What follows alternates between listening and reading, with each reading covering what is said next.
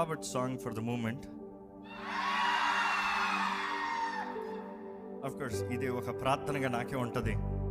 ఈరోజు నేను చెప్పగలిగిన ఒక ప్రార్థన అంటే ఈ పాటే అంటాను. కాబట్టి అలాగే దేవుని ఆరాధిద్దాం.